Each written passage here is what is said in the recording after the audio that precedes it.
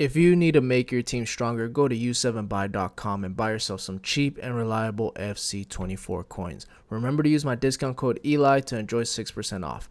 Most of you guys know U7Buy for its FC coin service. Apart from FC coins, U7Buy also provides more game services like top-up mobile games, gift cards, game keys, and more. Click my link in my description and enjoy the cheapest price now.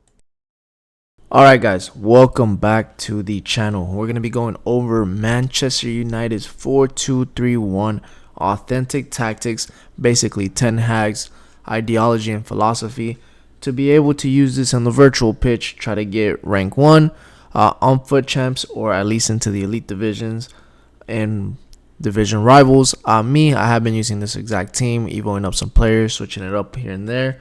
I am using this exact formation in the elite division, got my wins, and I also play foot champs with this formation. So they've been tried and tested before I post these for you guys. There's my little Arsenal past and present team. I'll go over a video over that sooner or later, like the evos and all that good stuff.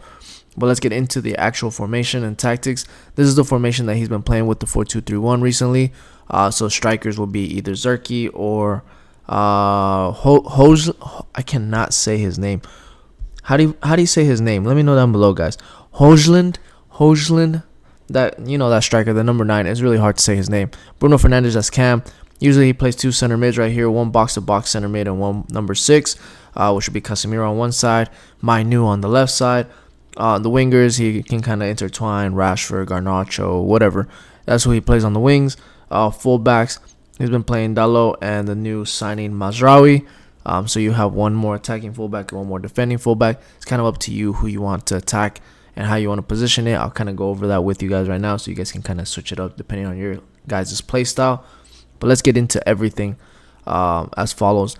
I switched up the width and the defensive line a little bit because in order to play this game in the higher divisions, you have to play in a certain depth and a certain width. If not, you get exposed a lot. So, for example, I'm playing the 39 width. That way it covers these half spaces. So if you don't know what half spaces are, it's between the fullbacks and center backs. If you play 39 width, it kind of covers that, because if people are playing with this formation, the 4-3-2-1, where is it? 4-3-2-1, those center forwards, the right center forward and the left center forward, they run into those half spaces a lot, and it's very hard to track them down manually. So that is why I play a width of 39. But if it was up to actually Ten Hag, he will be playing a 45 width. That is what he normally plays. But for me, I'm playing 39. So I'm kind of giving you guys both ways, so you can kind of customize it for your own play style. This is old gen and new gen, by the way. For me, I am playing 60 depth. Again, it's high enough to where I can press manually, but not high enough to where it has an auto press.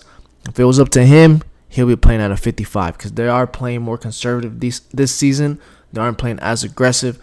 Then again, this is Manchester United's rebuild season. Like, if they don't do anything this season, Ten Hag is going to get fired.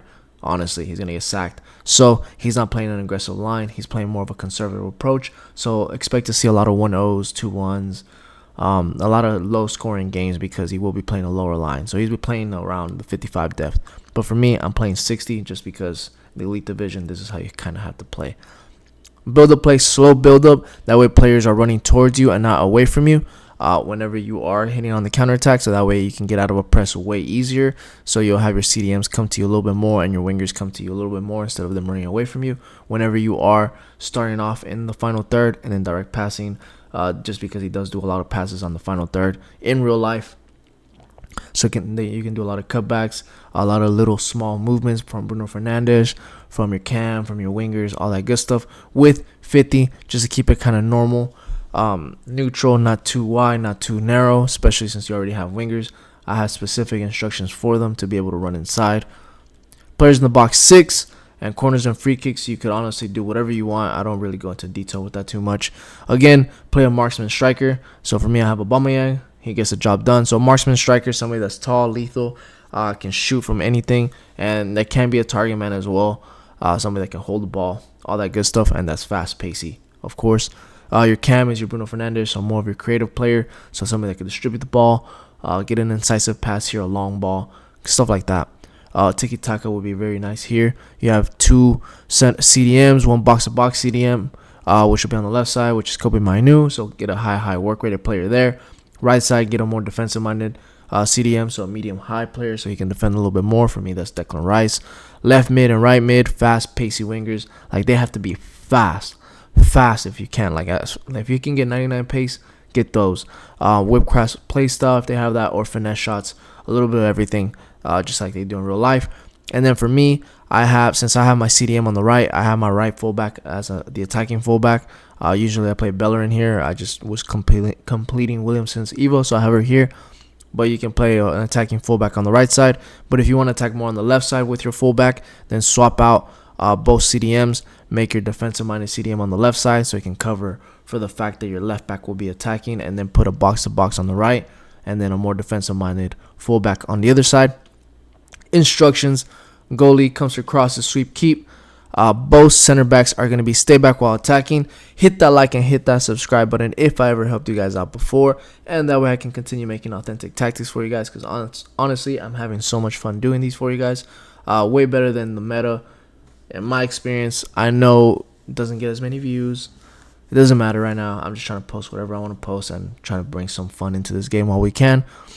So yeah, both center backs, meta center backs, you know how that goes. Your left fullback will be your more defensive-minded one, so they will be stay back while attacking. Overlap, they will still go forward a little bit because of the direct passing tactic and the overlap instruction. They're just not going to bomb forward. The one that will be going forward a lot is the right back, so he's balanced attack overlap. So this is actually Diego Dalot. That's usually what he plays, but right now he has Mazraoui there as well, just because Luke Shaw is injured and he's not playing. But yeah, usually your right fullback is the one that's attacking a little bit more, whipping in those crosses, you know. Right CDM is cut passing lanes, stay back while attacking, cover center, so you're more defensive-minded one. Your left center mid is cut passing lanes, balance attack, cover center, so they're still going to be running forward, doing a little bit of everything.